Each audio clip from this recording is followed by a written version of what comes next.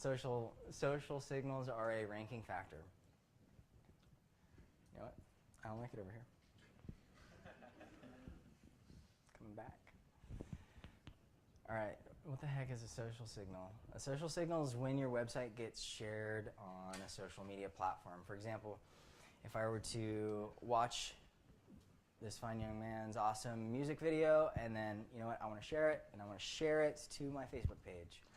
That share of that video just got a social signal from my Facebook page. So if I were to tweet it, if I were to post it or pin it, that is essentially a social signal for the property that you shared. You can get these for your website, and they are a ranking factor. So a Facebook post, a tweet, a Pinterest pin, or a Google Plus share, there's a lot of different types.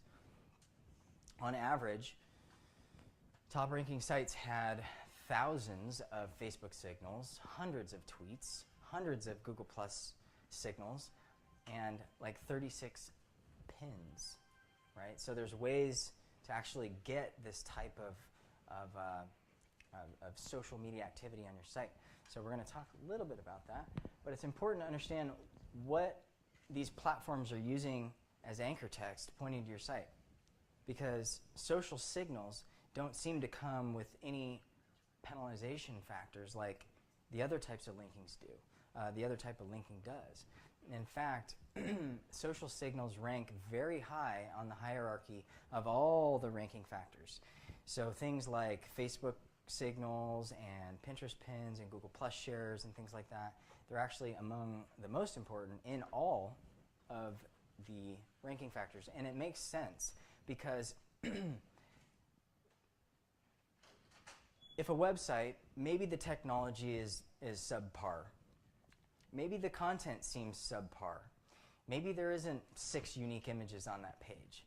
But there's thousands of people sharing it on Facebook. Thousands of people pinning about it. Tons of visitors. There's all this social proof. Right? It would make sense for the search engines to respond to that and award it the merit, the value that it has. Right? Okay. So they link in very specific ways. Google, being, anchor text haters that they are using these types of hyperlinks. Hyperlink is basically a way to link. Image, URL, and a page title. Social platforms are using images, page title, and a URL. Pinterest, image, URL, visit site, a generic term with no keywords. So it's really important to understand how these social platforms are linking because they're becoming very important as a ranking factor. This is one way how we use Facebook for SEO. An optimized post. This is an article. It's a whole post. Do you know you can actually create a page on Facebook with just a post and rank it in Google? So we're doing posts like this where there's tons of unique content here, and this is a very well-written article. And then we're blasting this with links. By the way, social platforms, YouTube videos, press releases, you can assault those properties with links, and it's not going to hurt you because it's not your website. You're not going to damage Facebook. You're not going to damage YouTube. You're not going to damage Twitter. You can blast links at those properties, and they rank very quickly because of the size and the weight and the authority of the platform. So one thing you can do is create a long optimized post with a unique description and or an image. You can get likes to that particular post or comments or shares of that post, and all those signals. If you were to post a URL, for example, let's say I had a website and I shared my website to this page and then I pasted in this article, every social signal that this post gets allocated to my site. I'm going to show you a good example of that all of you participated in. So you can get real or paid shares and likes. There's a lot of ways to get free fake shares out there. I prefer real. You can do all kinds of linking and stuff like that. Sometimes the posts rank. Does this look familiar to anybody? Who does this look familiar to? Who liked this post? Thank you. You just helped our SEO. Did you find that other picture was better? Did you? This was the winner. That was the winner? Yeah, I was testing I three. liked your other one, Carl. Me too. Always ask the market. You never know, right? User testing. You never know what people are doing. So, yeah, I was running various types of creative. You can see here, 416 people, those are real people, liked that post. And this is a page, oops. This is a page on our site. So all those signals, all the shares, there's tons of comments down here. Some people are lame, by the way. None of you. But a lot of people are like, yeah, right, you're going to just sell stuff. I'm just like, all right, whatever, don't come. But anyways, so yeah, all the signals for this post went here. And this is a paid listing. This is a paid post. So I really want you to think about that. Let's say you're trying to rank a page that is currently ranking on page 4 or 5 in Google, and nobody's engaging with it. Nobody's sharing it. You're not getting any signals there. You're not getting any traffic. You're not getting any user metrics. All these things are now important for SEO. What if you were to create a small ad on Facebook and set a $20 budget and start getting some real visitors to the page and real social media signals to that page? Something to think about. Now, what you could also do is cookie that particular person with Facebook custom audience technology. They allow you to do a tracking pixel for the people that land on that page that you sent them to. You are all in my custom audience on Facebook. You will see ads of mine, unless you don't want to, which is fine. You can clear your cookies and whatever. But you can actually create what's called a custom audience on Facebook that is built from only people that visit a certain page on your website. And the value of this in SEO is that you can bring those visitors back to that page.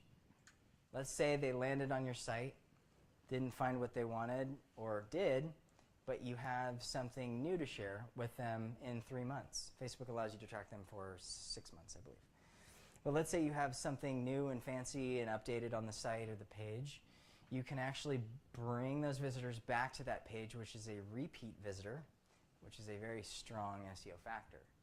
You can do a lot of other things with this too. You can create more sales, you can get subscriptions, you can get a lot of value from it. Is your question quick, or is it better for Q&A? How advanced does it get? Like for instance, like we have a trade application. If we have an ad on Facebook about a trade application with Pixel on it, and they fill out the trade application, I don't care to have them in my audience anymore. I got what I wanted from them. Will it go down to that as far as customizing the audience? Like, do they have exclusions? So Yes. Here's what you do. You create a secondary custom audience for when they fill out your trade application, they land on another page, and that pulls them into that particular audience. I'm trying to think of a way to, because Facebook allows you, if you're running ads to a particular audience group, you can exclude anybody in this audience. It's called share. Share. Right. I think his question is, how do you exclude people who have already filled out, who have already accomplished what he wants them to accomplish? is this basically retargeting? Yes. It's retargeting, remarketing. Retargeting on Facebook, yeah. There's all kinds of things you can do with Twitter. You can create custom images and get a bunch of tweets and tweet replies and things like that. This actually ranks. And Pinterest, you can do all kinds of crazy Pinterest wheels and things like that. You could create one of those big long posts. You could have 4 images. You could pin those all to Pinterest, and then you could create a storm of repins on those pins, which then carry a link back to your site. So you could essentially get this colossal storm of Pinterest pins and repins and things like that pointing to your site. It's pretty wicked. It's very, very powerful. And then you can take all of those pin URLs and then blast them with links. A lot of creative things you can do with that. There's self-hosted image links. Linking with images is a very powerful way to get great backlinks. You basically create that post. You then get other bloggers to link to you with an image that they embed on their site from your site. So they take your image, embed it in their post, hyperlink that image, and link back to your page. Those are really good links. Are those paid links? Those paid Depends. images? It depends on your capabilities in link building. For example, we have hundreds of other webmasters that are in agreement with us that they'll post content that we give them. Would you give them and it's Right, they want our content Sure. because it feeds their site, so they're willing to post our content. So here's the ranking factor summary. Here's all the social stuff up here in orange. Here's a lot of technology and linking type stuff. I tried to make it visible, but it's not going to happen. So the main things you need to know are content quality and the use of rich media are proving to trump other factors. So really focus on the quality of your content. User engagement metrics and the usability of your website and the real user signals that Google can see are definitely impacting the quality of your rankings. Social signals are playing a strong role. Link metrics are continuing to play an absolutely strong role. Well-structured websites with robust internal linking structures and well-defined navigation and things like that is also very, very important. And you should also know that kangaroos actually cannot jump backwards. So if you're ever attacked by a kangaroo, you can just get behind them.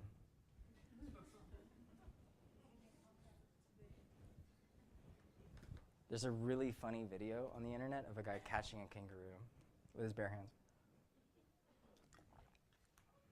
God bless the internet.